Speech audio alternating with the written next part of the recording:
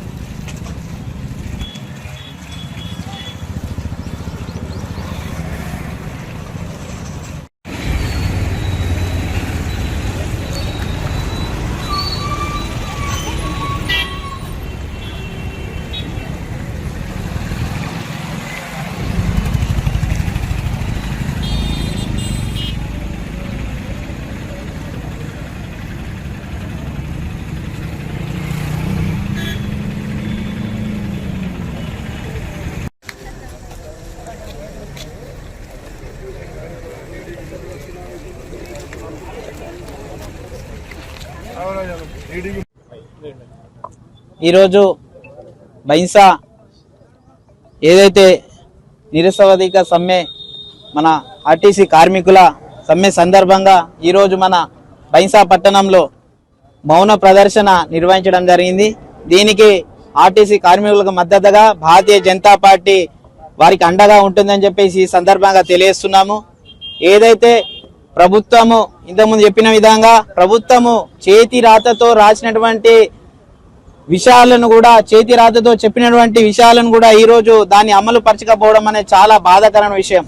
ఒక మధ్యతరగతి కుటుంబీకులు ఏదైనా గ్రామాలు తిరగాలన్నా ఎక్కడైనా వెళ్ళాలంటే దానికి మూలమైనటువంటి ముఖ్యమైన కారణం ఏంటంటే ఆర్టీసీ బస్సు. ఈ రోజు ఒక మధ్యతరగతి వ్యక్తి ఆర్టీసీ బస్సులో తిరిగే ప్రయాణం చేస్తుంటే దానికి ముఖ్య ఉద్దేశం మన ఆర్టీసీ కార్మికులు మాత్రమే. చాలా సందర్భాల్లో చూస్తున్నాం ఆర్టీసీ కార్మికులు బస్సులో ఏదైతే కండక్టర్స్ మీద దాడులు జరుగుతూ ఉన్నాయి. ఈ రోజు మీరు చాలా సందర్భంలో చూడొచ్చు, ఒక లేడీ కండక్టర్ మీద దాడి జరిగింది. ఒక మగ ఆడమ తేడా లేకుండా ఏదైతే ఉచిత బస్సు ప్రయాణం అని చెప్పేసి మీరు మేనిఫెస్టోలో పెట్టుకొని అధికారంలో రావడానికి కార్మికులు మీరు బలి చేస్తున్నారు. ఈ రోజు ఉచిత బస్సు ప్రయాణం వల్ల ఆర్టీసీ కార్మికులు చాలా నష్టపోతున్నారు. వారి మీద దాడులు జరుగుతున్నాయి.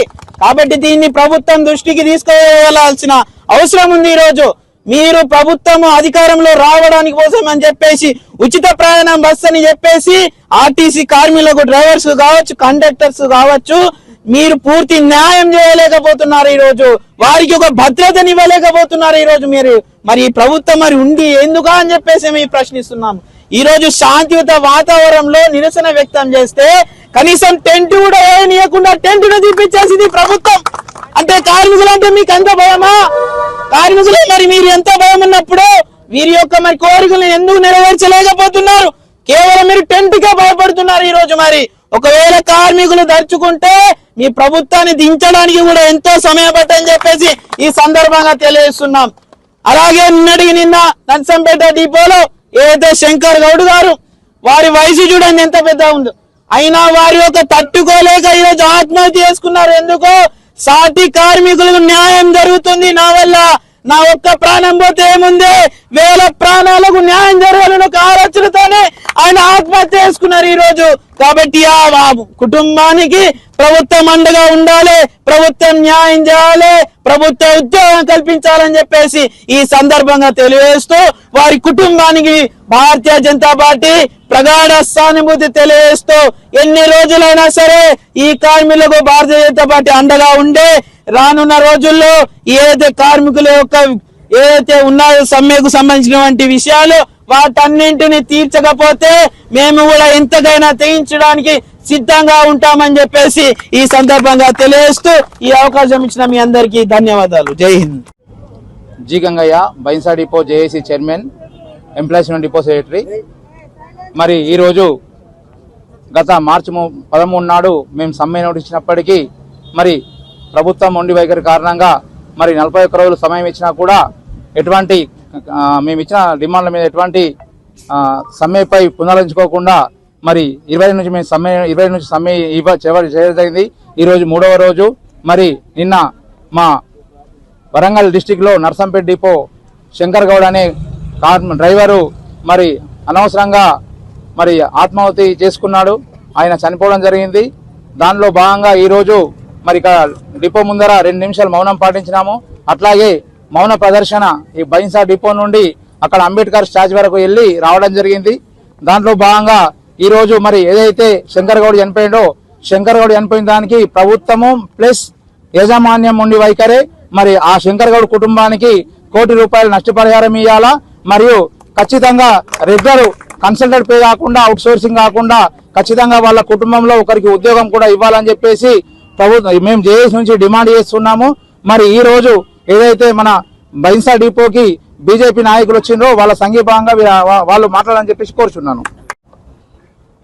ఈరోజు ఏదైతే తెలంగాణ ఆర్టీసీ కార్మికులకు బీజేపీ బైన్సా పట్టణ ఆధ్వర్యంలో బీజేపీ కౌన్సిలర్తో పాటు టౌన్ అధ్యక్షులతో పాటు మేమంతా కూడా మద్దతుకు రావడం జరిగింది. మనందరికి కూడా తెలుసు 2019లో ఏదైతే బీఆర్ఎస్ ప్రభుత్వం ఉన్నప్పుడు కూడా ఈ కార్మికులకు ఆ ప్రభుత్వం మోసం చేసింది.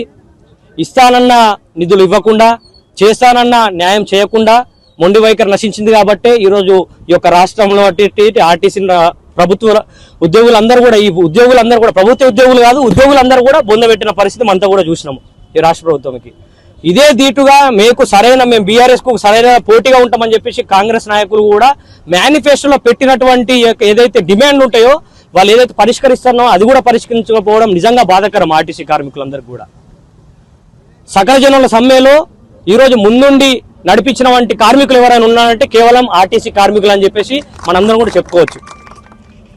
కాబట్టి ఇప్పటికన్నా ఈ యొక్క కాంగ్రెస్ ప్రభుత్వం మొద్దు నిద్ర నీడి ఏదైతే మీరు మీ యొక్క నోరుతో చెప్పినటువంటి చేత్తో రాసినటువంటి మేనిఫెస్టోలో పెట్టినటువంటి ఏదైతే డిమాండ్లు ఉన్నాయో మీరు వీళ్ళకి చేస్తాన్న న్యాయాన్ని చేయమని చెప్పేసి ఈరోజు మేమంతా అడుగుతా ఉన్నాము.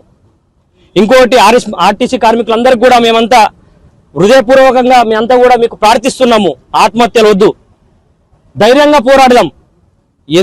ఎన్ని కాలమైనా సరే మీ అందరికీ కూడా తెలుసు 2019లో మనం 50 రోజులు ధర్నా చేసాం, మనం 50 రోజులు మనం సమ్మె చేసినాము. ఈ యొక్క కాంగ్రెస్ ప్రభుత్వం మెడల్ వంచడానికి 100 రోజులు సమ్మె చేద్దాం, కానీ మీరు ప్రాణ త్యాగాలు చేసుకోవద్దు. ఎందుకంటే మనం బ్రతికి ఉండి పోరాడితేనే మనకు న్యాయం జరుగుతుంది. కాబట్టి మీకు బీజేపీ అండగా ఉంది, ప్రతిపక్ష పార్టీలన్నీ కూడా మీకు అండగా ఉన్నాయి. కాబట్టి మీరు ధైర్యంగా ఉండండి. మీకు చర్చలకు పిలుస్తామని చెప్పేసి కాంగ్రెస్ ప్రభుత్వం చెప్తుంది. కాబట్టి చూద్దాము వాళ్ళు మీ డిమాండ్లు క్లియర్ చేస్తారా చేయరా అని దాని గురించి మనం మాట్లాడదాము. ఇంకొకటి ఏంటంటే ఈ యొక్క రాష్ట్ర ప్రభుత్వానికి ఒక 2 మాటలు మాట్లాడి ముగిస్తాను. ఏదైతే వీరికి పిఆర్సీ పెంచుతా అని చెప్పేసి 2021లో 2020 కోట్లు 25లో, కాబట్టి మీరు చెప్పిన విధంగానే ఇది పెంచాలని చెప్పేసి కోరుతున్నాము.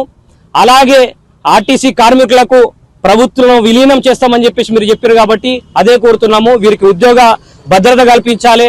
వీళ్ళకు మీరు చెప్పినటువంటి 32 డిమాండ్లు ఏదైతే ఉందో పక్కా 32 డిమాండ్లు పూర్తి చేయాలని చెప్పేసి